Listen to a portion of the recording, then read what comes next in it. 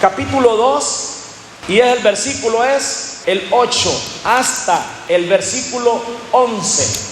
Iglesia de Esmirna, la segunda iglesia que nos muestra el libro de Revelaciones, el Apocalipsis, que fue dado por el Señor al apóstol Juan en la isla de Patmos, es la iglesia de Esmirna, la iglesia perseguida. Los que están anotando, la iglesia perseguida, iglesia de Esmirna. ¿Lo tienen ya? Capítulo 2 y verso 8 de Apocalipsis. Amén. Leamos la palabra del Señor en el nombre del Padre, del Hijo y del Espíritu Santo. Dice: y escribe al ángel de la iglesia en Esmirna, el primero y el postrero, el que estuvo muerto y vivió, dice esto: yo conozco tus obras y tu tribulación y tu pobreza, pero tú eres rico, y la blasfemia de los que dicen ser judíos y no lo son, sino sinagoga de Satanás. Versículo 10: no temas en nada lo que vas a padecer. He aquí, el diablo echará a algunos de vosotros en la cárcel para que seáis probados, y tendréis tribulación por 10 días. Sé fiel hasta la muerte. Diga conmigo: sé fiel, y yo te daré la corona de la vida. Verso 11: el que tiene oído, oiga lo que el Espíritu Santo dice a las iglesias. El que venciere no sufrirá daño de la segunda muerte. Le damos gracias al Señor. Bendita es esta palabra, bendito es su nombre, y que en esta tarde el Señor, la sabiduría, la gracia esté sobre nosotros. ¿Cuántos vinieron para aprender? Vámonos entonces. Iglesia perseguida. Esmirna nos muestra otro perfil diferente que Éfeso. Amén. El perfil de Esmirna es diferente que el perfil de la iglesia de Éfeso. Entonces Dios viene para hacernos un examen a través de esta iglesia.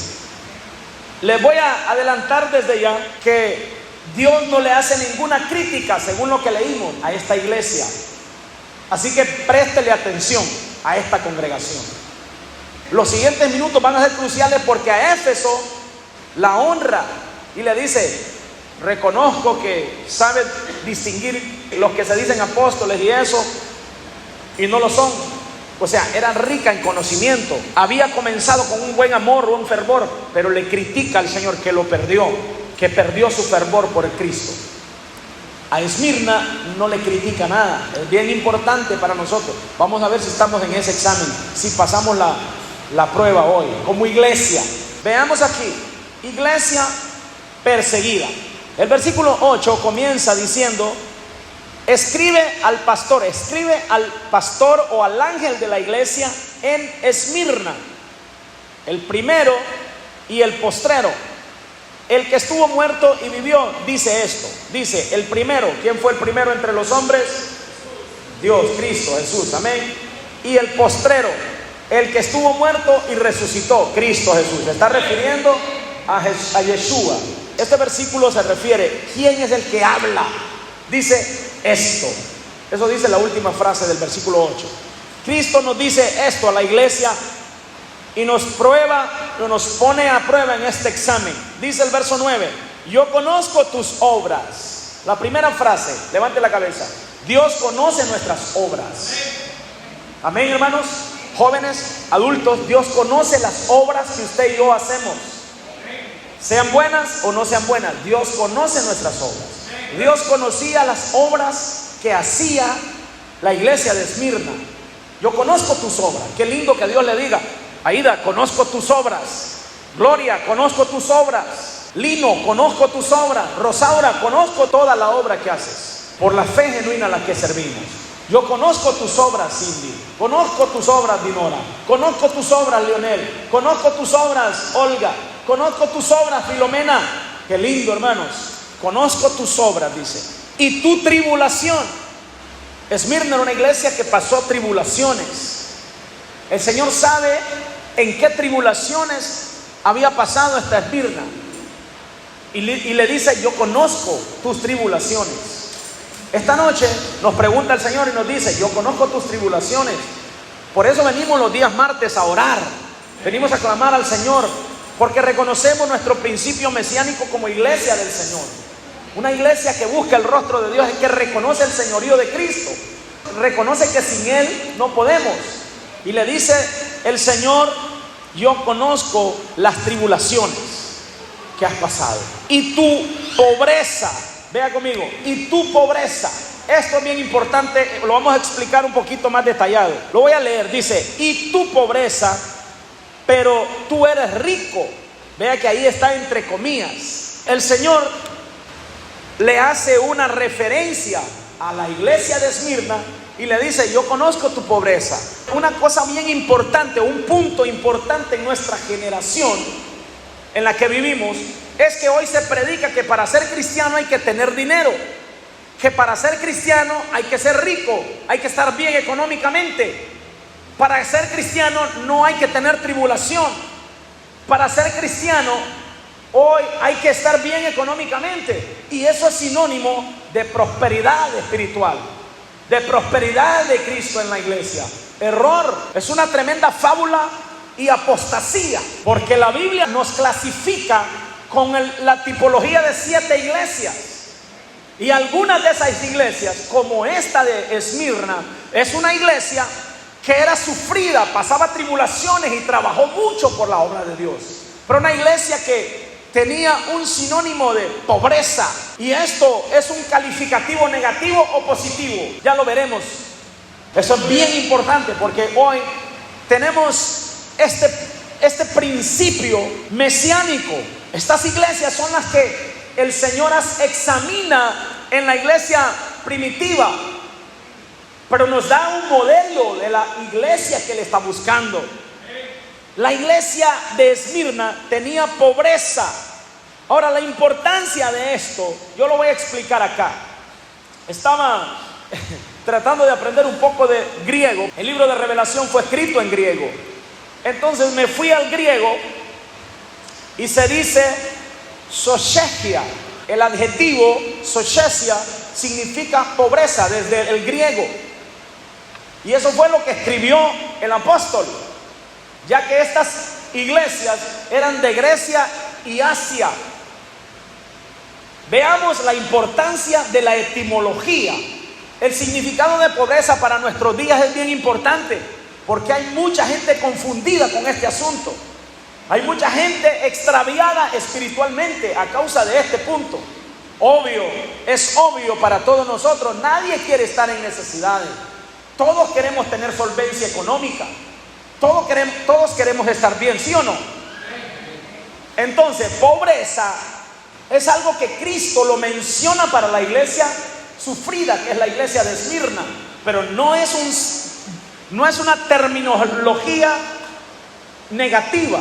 Veamos la importancia. Sochesia se dice desde el griego. Significado, veamos aquí los que escriben. De una raíz que significa agacharse o humillarse. ¿Comprenden? De la raíz que también puede decir un indicativo de abyecto o pobreza. Un estado abyecto es un estado totalmente reprobado, humillado.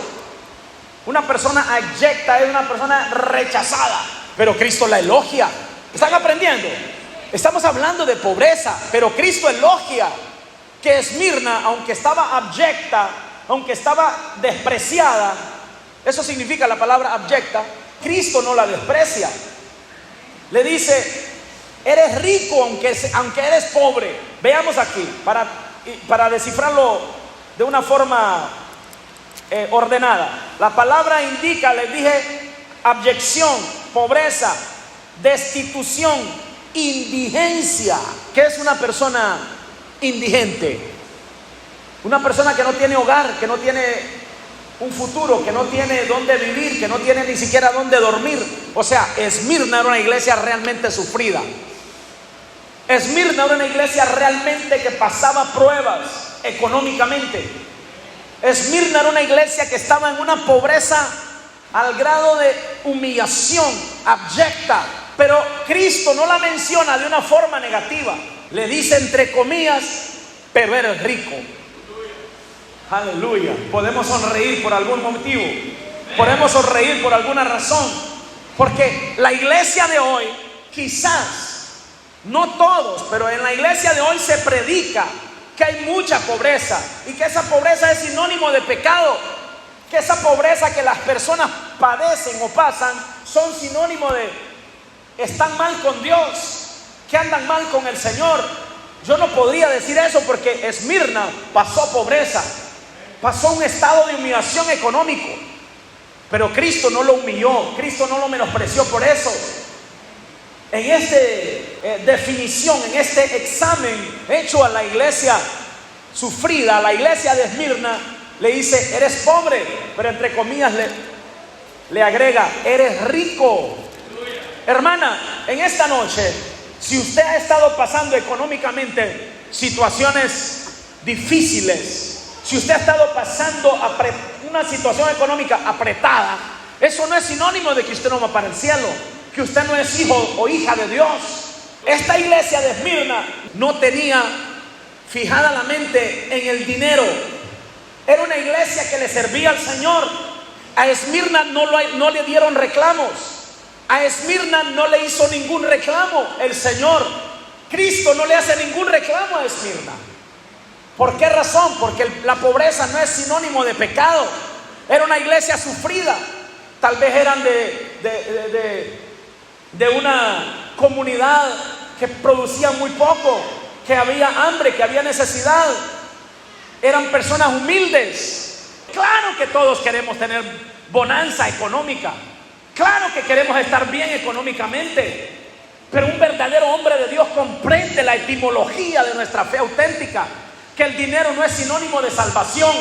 El dinero lo puede hacer cualquier ser humano sin Cristo, cualquier persona del mundo secular, cualquier persona con mal habido o bien habido puede hacer dinero, pero eso no le da el derecho de la salvación, el derecho de la bendición, la provisión del cielo. Solamente es aquellos que hemos recibido al Mesías como nuestro suficiente Salvador y vivimos para Él en santidad, que nos dedicamos a Él, no importando nuestra condición económica. Tengo que enseñarles porque es mi responsabilidad como iglesia. La verdadera iglesia no le importa el dinero. Pastores, que usted está bien. Yo les estoy hablando como el ejemplo. Y mi felicidad no depende del dinero. Esmirna no dependía del dinero. ¿Está entendiendo? Esmirna no dependía de la economía. Claro que es bueno, lo repito, pero no dependía de eso. No le hicieron exámenes negativos. O sea, el examen de Esmirna fue totalmente aprobado, para que se dé cuenta usted. Por eso es la importancia de ver cómo están nuestros corazones. ¿Por qué algunas veces cuando una persona no le está yendo bien económicamente deja de asistir a la iglesia? Porque cree que Dios ya no le está con él, que ya no está con ella, que el Señor no le responde, no le escucha, pierde su fe, pierde su voluntad de estar en el culto, de estar sirviendo al Señor, pierde el fervor, porque depende del dinero. Su dependencia no es Cristo, es el dinero. Pero no, la iglesia verdadera no depende de las cosas materiales, porque esto es pasajero. Nosotros dependemos del Rey de Reyes y Señor de Señores. Entonces, seguimos aquí aprendiendo. Fíjense en esto. Maravillosamente, el Señor nos da esta explicación para desafiar la apostasía de estos tiempos. Pero la prosperidad de la que Esmirna es elogiada es por su prosperidad espiritual. Veamos de nuevo aquí en el versículo 9. El versículo 9 dice: yo conozco tus obras y tu tribulación y tu pobreza. Entre comillas dice, pero tú eres rico. Diga conmigo, yo soy rico. Somos ricos en el Señor. Ay, pastor, pero bien, es que me hace falta. No tengo para el sal del huevo de mañana. Vea lo que el Señor le dice a Esmirna. ¿Qué le quiero explicar esta noche? Vea lo que dice aquí. Describe la pobreza voluntaria que Cristo experimentó a nuestro favor. Cristo se hizo pobre para hacernos ricos. ¿Está conmigo?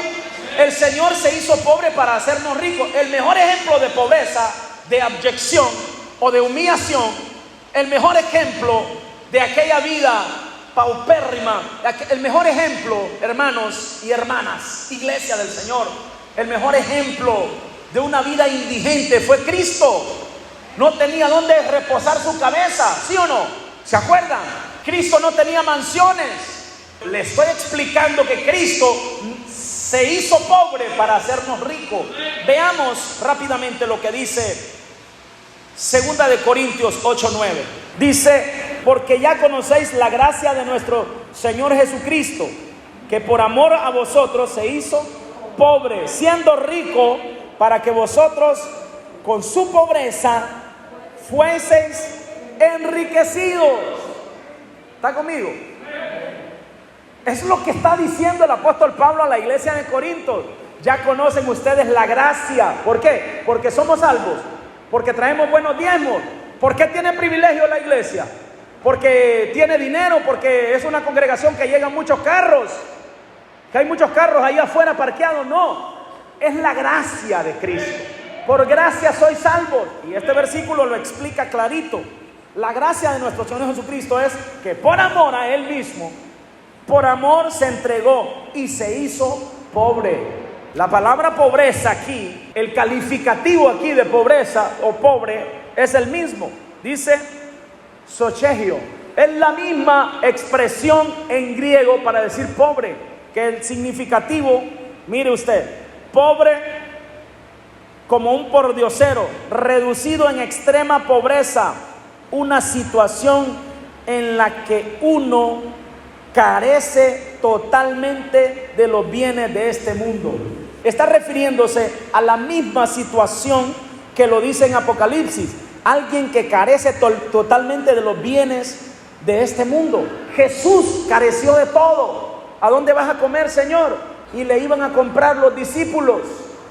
Cuando hizo la cena, le pidió aquel hombre, ¿se acuerdan? Que fue a pedirle prestado el mesón para ir a hacer una cena. Entonces, ¿cómo es que hoy nosotros pretendemos explicarle a la iglesia de nuestros días que tener dinero es sinónimo de ser buen cristiano? No quiero decir que la iglesia debe mantenerse pobre. Tenemos que trabajar. El Señor nos va a abrir puertas si nosotros somos una iglesia que nos esforzamos. Dios tiene que abrirle puertas a ustedes. Yo lo digo por mí, porque vengo de las estirpes más bajas. Yo trabajaba y estudiaba. Trabajaba y estudiaba. Recuerdo cuántas cosas viví. Sufrí de lo más fuerte, hermano, de esta vida.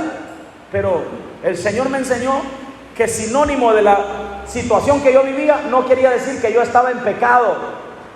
Era la condición. Pero como iglesia entendimos que no es sinónimo de pecado la pobreza, la falta, la necesidad, el que no tenga.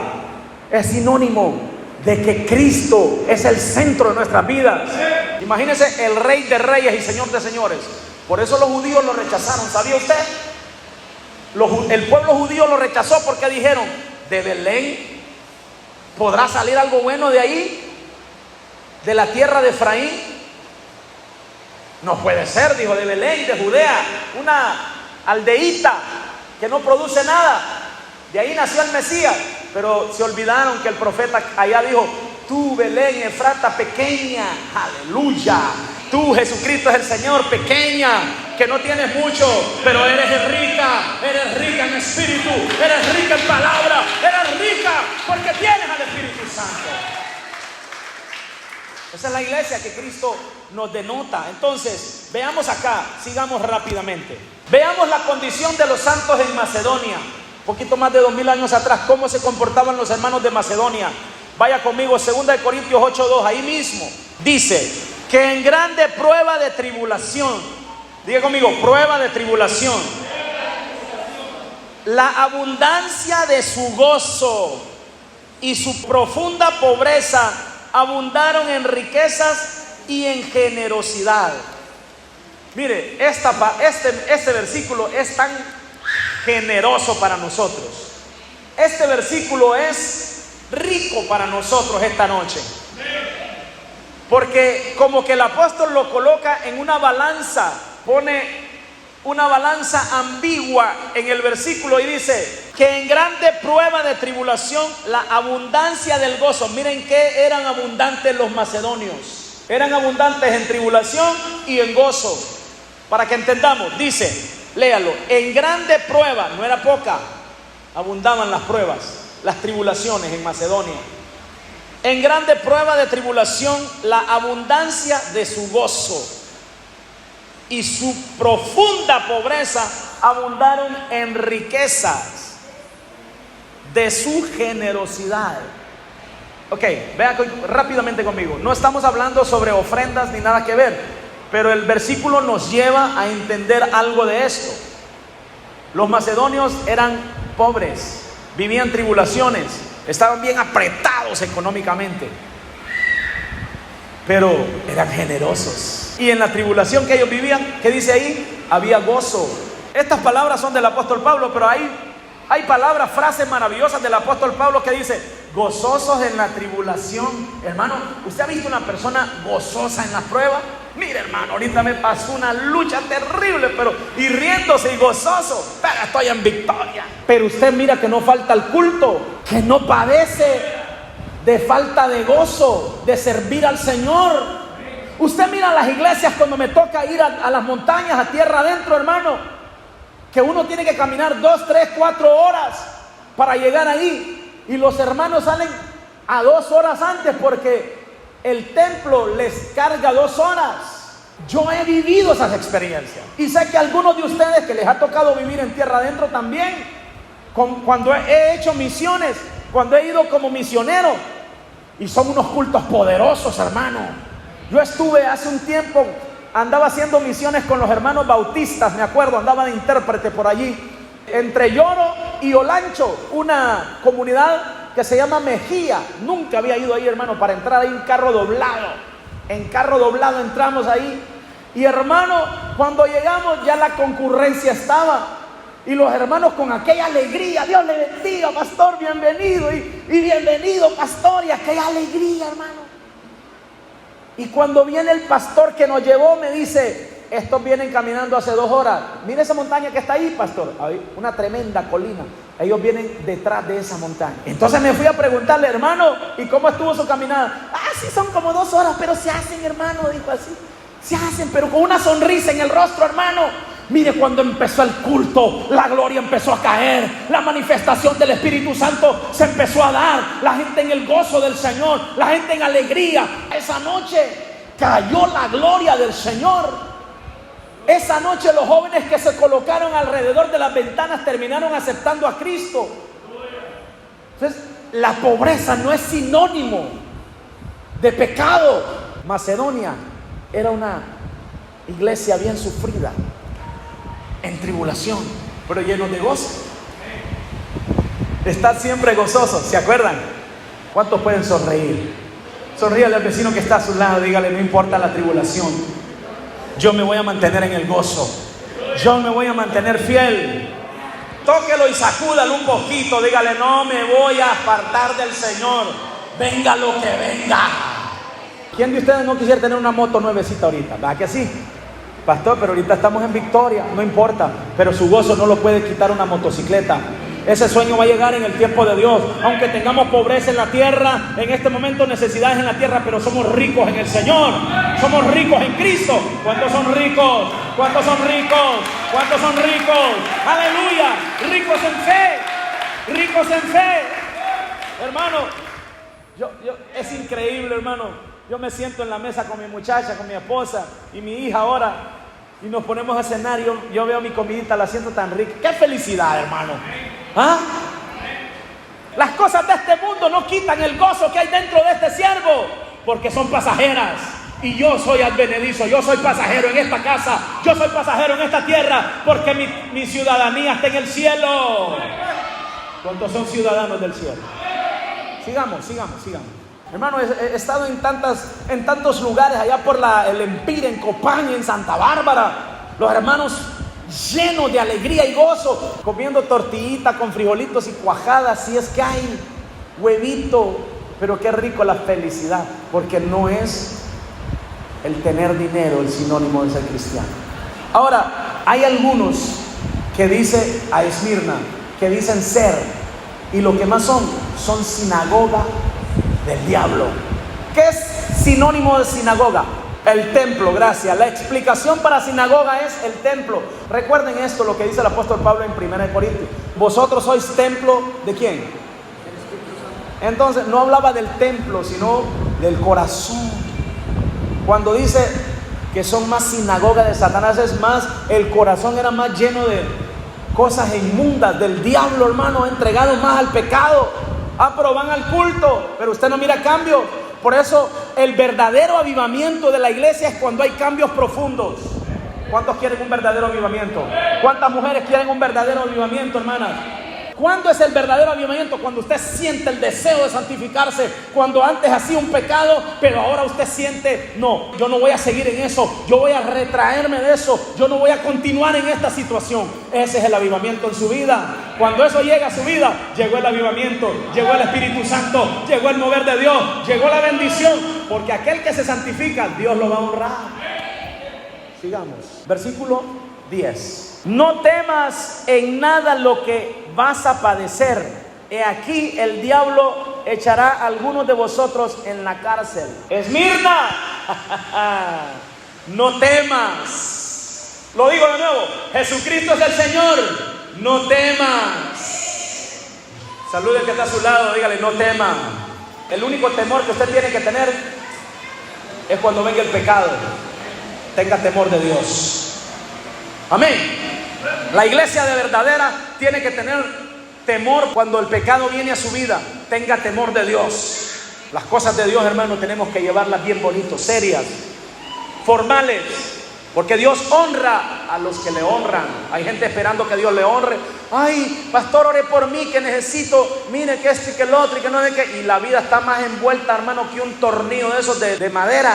Están enredados en el pecado y quieren que Dios los bendiga. Pues sí, Dios no te va a bendecir en pecado.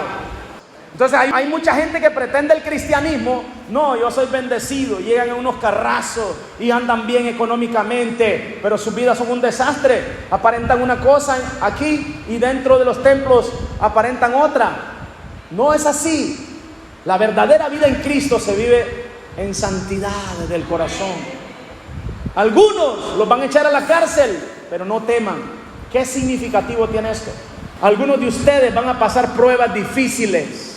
Nadie quiere que le hablen de pruebas. Nadie quiere que le hablen de tribulaciones. Porque ¿sabe qué? La Biblia dice que la prueba produce tribulación. Pero la tribulación, ¿qué produce? Paciencia. O sea, cuando usted es atribulado, es la señal de que viene una gran bendición atrás de eso. No, lo voy a repetir esto. Cuando usted es atribulada, hay una señal que le está dando el Señor. Una luz verde en el horizonte se está asomando. Viene una bendición, viene una bendición, viene una bendición, hombre. Cuando estás pasando por prueba, es que una bendición te viene. Dice, no temas en nada lo que vas a padecer. Vea el examen de la iglesia de Esmirna. Levante la cabeza. Ten carácter. Esmirna, le dice el Señor. Dios busca una iglesia de carácter, que cuando el pecado venga, no. Cuando el pecado venga, le pongamos el stop. Claro que va a tocar la puerta y va a intentar meterse, pero si usted le pone el stop, tiene que volver a salir. Porque nosotros no somos de las tinieblas, somos de la luz. Ten carácter, Esmirna. No temas en nada lo que vas a padecer. He aquí, el diablo echará a algunos de vosotros en la cárcel. Vea. Algunos porque eran perseguidos por la gracia, algunos porque padecían. Algunos de nosotros podríamos caer en cárceles espirituales, pero no teman. ¿Qué es una cárcel espiritual? Una prueba, una lucha. Aunque estemos en esa tribulación, no tenemos que tener temor. Eso no es sinónimo de que Dios no nos ama, de que hay pecado. Es sinónimo de que viene pronto la bendición. Vean lo que dice, para ir terminando. Para que seáis probados. La palabra probados en el griego dice para que seáis explorados.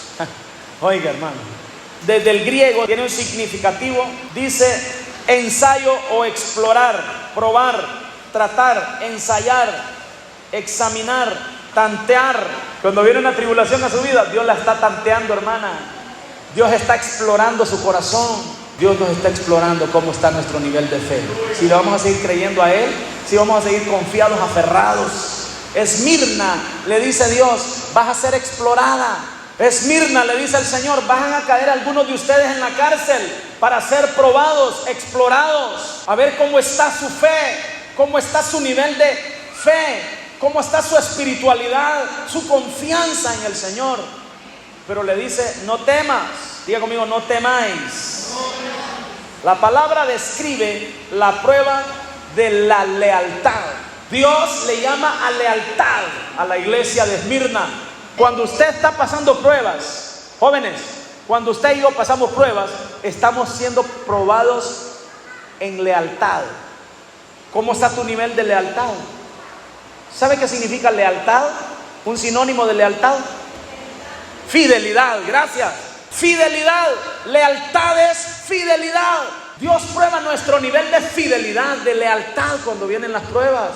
Esmirna estaba pasando tribulaciones y algunos, les dijo el Señor, podrían caer en lo más bajo, en los hierros, en la cárcel. Pero lo que estoy haciendo es probando su fidelidad.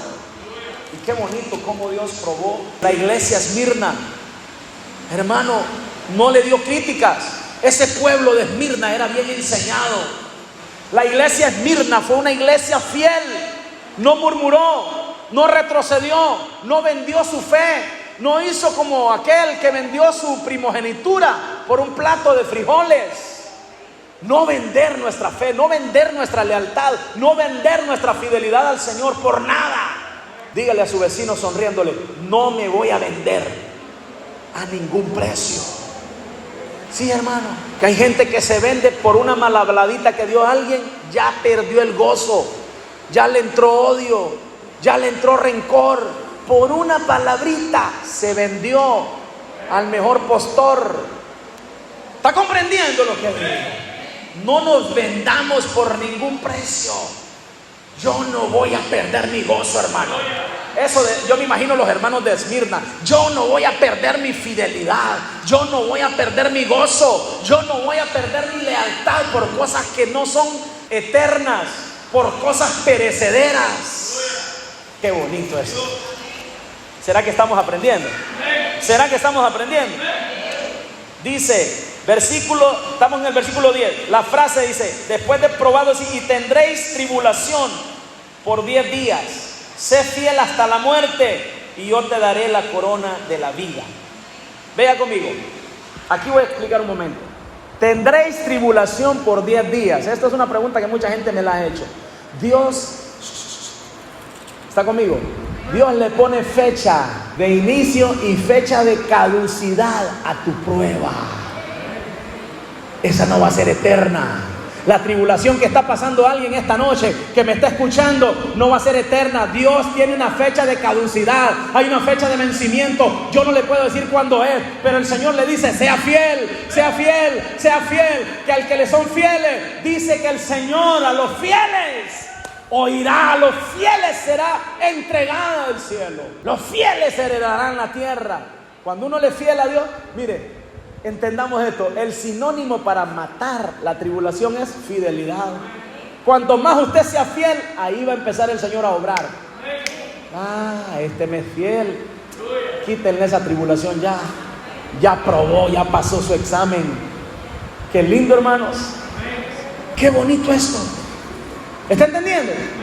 Qué bonito. La fidelidad quebranta la tribulación. La fidelidad va a destruir y le va a poner fecha de caducidad a la tribulación. Una de las cosas más difíciles del creyente es moldear el carácter. Y el carácter se moldea a través de el tiempo de la prueba. Versículo 11 y cerramos. El que tiene oído, oiga lo que el Espíritu dice a las iglesias. El que venciere, dice, no sufrirá daño de la segunda muerte. El que tiene oído, ¿cuántos escuchan la palabra? La iglesia Esmirna era una iglesia que aprendió a oír. El que tiene oído, oiga lo que el Espíritu Santo dice a la iglesia. Es el Espíritu Santo que nos habló esta noche. ¿Cómo está su examen? ¿Cómo está su tribulación? ¿Cómo está su fidelidad? ¿Cómo está su lealtad con el Señor? Hermana, hermano, ¿Me escuchan? Dice, el que tiene oído oiga lo que el Espíritu dice a las iglesias. Ahora vea conmigo esta fraseología, el sustantivo iglesias. Iglesias, o sea, hay muchos prototipos de iglesias. Por eso estamos estudiando las 7 iglesias. Hoy nos tocó Esmirna, la segunda, porque no todos son la iglesia del Cordero. La iglesia que sube al cielo solo es una, pero en la tierra hay muchos prototipos de iglesias. ¿Comprendió? Hay mucha gente que dice ser cristiana, que dice ser iglesia, pero tienen un prototipo doctrinal. Están lejos del principio etimológico de las Escrituras. Lo que el Espíritu Santo dice a las iglesias, o a la iglesia de Esmirna, fue que la lealtad era más preciada en ellos. La fidelidad de los Esmirnas fue algo que el Señor aplaudió. Y dice, el que venciere no sufrirá daño de la segunda muerte. Este versículo lo leemos y terminamos aquí. ¿Qué entendemos por segunda muerte? Estoy terminando, levante la cabeza. La iglesia que pueda vencer, que salga adelante, que salga triunfante en esta tribulación, le llama el Señor vencedora. A Esmirna le dijo, eres una vencedora y no sufrirás la segunda muerte. Ahora, ¿qué es la segunda muerte, pastor? Explíquenos un poquito la segunda muerte. Le dice el Señor a la iglesia de Esmirna, si tú vences, no vas a sufrir la segunda muerte. Entonces veamos Apocalipsis 20:14 para que entendamos el significativo de segunda muerte. Y la muerte y el Hades fueron lanzados al lago de fuego. Esto es la muerte segunda. ¿Comprende quién es la segunda muerte? El lago de fuego. Cuando usted y yo vencemos la tribulación, superamos la tribulación, las pruebas, las tentaciones, dice que estamos alejados, estamos siendo separados por Dios y no veremos el lago de fuego. ¿Escuchó? Si usted cree que las cosas de Dios son juego, a usted le espera la segunda muerte de brazos abiertos, porque dice, al que venciere no sufrirá, no verá la segunda muerte. Si ustedes vencen en todo, luchan y pelean hasta vencer en todo, no veremos la segunda muerte que nos dice. Hay un versículo más, Apocalipsis 21:8. Pero los cobardes e incrédulos, los abominables y homicidas, los fornicarios y hechiceros, los idólatras y todos los mentirosos tendrán su parte en el lago que arde con fuego y azufre, que es la muerte segunda. Está fuerte. Prendan el aire que hace calor. Prendan el aire que hace calor. No, hermano, allá no va a haber aire acondicionado. ¿Está entendiendo? La muerte segunda es el lago de fuego. ¿Para quién es el lago de fuego? Para usted que me escucha, que no quiere oír la voz de Dios, que cree que las cosas de Dios son fuego, que cree que ir a la iglesia con eso es todo. Cristo viene y esto se va a cumplir. Ahora, esto lo explico para que veamos cómo Dios honra a Esmirna, que no va a llegar la segunda muerte, no va a llegar el lago de fuego para las personas que nos arrepintamos de estas situaciones, porque el pastor también se mete en el combo, ya que soy ser humano. Los fornicarios, una persona que vive en fornicaciones y no se arrepiente. Ay, no me dio cuenta el pastor. No, es que nadie se da cuenta. Venite si nadie va a saber, hombre. Vámonos allá lejos, mira, allá por Tela. Vámonos hasta San Pedro. Nadie va a saber. Del ojo del Señor nadie se esconde. Lo repito, para los sordos, porque el que tiene oído oiga, dice el Espíritu Santo habla. Del ojo del Señor usted y yo no nos escondemos. Hechiceros, hay hermanos que les gusta todavía practicar cosas de brujería en las iglesias. Ahí andan metiendo oraciones abajo de los colchones y que rezándole a la que no sé qué, a la Santa Bárbara, y que todavía andan quemando incienso y allá tienen el crucifijo, y que todavía hay gente así. Usted no se vista, usted que escucha este mensaje, usted tiene que arrepentirse, porque los hechiceros no entran al cielo. Eso dice Apocalipsis 21:8. ¿Qué más dice? Idólatras. Ay, hermano, esto está fuerte. Tenemos que explicarlo rápidamente. Idolatría. ¿Qué es idolatría? Idolatría no solamente es adorar un ídolo en el altar, porque estoy enseñándole a la iglesia del Cordero. No nos presentamos delante de una imagen de palo, de hierro, de yeso, de papel, porque sabemos que nosotros adoramos a lo que sabemos. Ahora, ¿hay iglesias idólatras? Sí, hay iglesias idólatras. Hay gente que idolatra más el pecado que a Dios. Cuando una persona no deja lo malo que está haciendo, están poniéndolo por encima de Dios. Y eso se llama idolatría. ¿Entendió? Jóvenes, ustedes les dice el Señor: no os untéis en yugo desigual con los incrédulos. ¿Qué dice eso? ¿Qué significa? No se unte en yugo desigual con un incrédulo. Un incrédulo es una persona del mundo. Si ustedes se enamoran de una muchacha mundana, ustedes están poniendo un ídolo por encima de Dios. Eso dice la Biblia, no lo digo yo. No os untéis en yugo desigual. Espere su tiempo. Escuche, cuando una persona no perdona, está poniendo algo por encima de Dios. No puedo perdonar, pastor. Entonces está poniendo el odio por encima de Dios. Y eso es una idolatría. Gloria al Señor por la iglesia Esmirna. Nosotros somos el prototipo. El que venciere, le daré a beber del agua de la vida. El que venciere, dice la palabra. A Esmirna dice: no verá la segunda muerte. Oh, iglesia, ¿cuántos están siendo vencedores, hermano? Levante la mano el que vence y es vencedor, y diga: yo soy vencedor. Yo soy vencedor en Cristo y no veré la segunda muerte. ¡Aleluya! Denle un aplauso. Esmirna es una iglesia que nos deja un gran ejemplo. ¡Aleluya! Prototipo de la iglesia que va para el cielo. Examen final. Esmirna, le dice el Señor el elogio que le dice: no temas. El Señor la elogia a la iglesia y le dice: no temas padecer. La crítica, no hay crítica para Esmirna. Qué lindo, hermano. Que el Señor venga y le haga un examen. José Hernández, pasaste con 100%. Aleluya. Oh, gloria. Aida Solís, 100%. José Guerra, 100%. Solís, 100%. Oh, Blanca, 100%. Lino, 100%. Antonio Molina, 100%. Oh, aleluya. Qué lindo, hermano. Johnny Funes tiene 100. Joel tiene 100. Dinora tiene 100. Aleluya. Queremos una iglesia que gane un examen. Una iglesia que gane un examen, que saquemos 100. Yo quiero sacar el 100, hermano. Aunque tenga que pelear por esta batalla de la fe, pero quiero sacar el 100.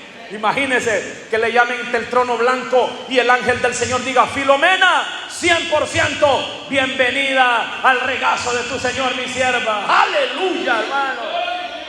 Que te digan: Cindy, eximida, 100%, hija, bienvenida al reino de los cielos. Esmirna no tuvo ninguna crítica. Eran pobres, padecían tribulaciones, les podían meter en la cárcel, pero a ellos no les importaba eso. Su lealtad, su fidelidad no tenía condiciones. ¿Escuchó? Su fidelidad y su lealtad no tenía condiciones. Nada condiciona la vida de un creyente que le ha servido y le ha entregado el corazón a Cristo. Ay, pastores, que no tenía sombría, por eso estaba lloviendo y no me fui. Agarre un nylon. Pastores, que no tenía zapatos, véngase en sandalias. Que poquitos amén, es que eso da miedo, hermano. Ay. Pastores, que es Navidad. No, hermano, nosotros adoramos lo que sabemos. Aleluya. La instrucción de Cristo a la iglesia de Esmirna. ¿Cuál es la instrucción que aprendimos esta noche? Es: sé fiel hasta la muerte. Sonríale al vecino, tóquelo y dígale: yo quiero ser fiel. Toque al vecino, sacúdalo y dígale: seamos fieles hasta la muerte. Con Cristo somos más que vencedores. Ni la muerte, ni lo presente, ni lo pasado, ni lo porvenir, ni cuchillo, ni espada, ninguna cosa creada nos puede separar del amor de Cristo. Adelante, iglesia, firme hacia adelante. Aleluya. Hay momentos que van a tener que darse la palmada a usted misma, a usted mismo, pero échele ganas, sea fiel hasta la muerte. Y la promesa es la corona de vida. ¿Cuál es la promesa? ¿Cuántos tienen una corona lisa ya? Oh, aleluya. Qué bonito, hermano, ser pastor de una iglesia que ame a Dios. Hermano, un pastor así se siente feliz, hermano. Enseñarle a gente que ame al Señor. Amén.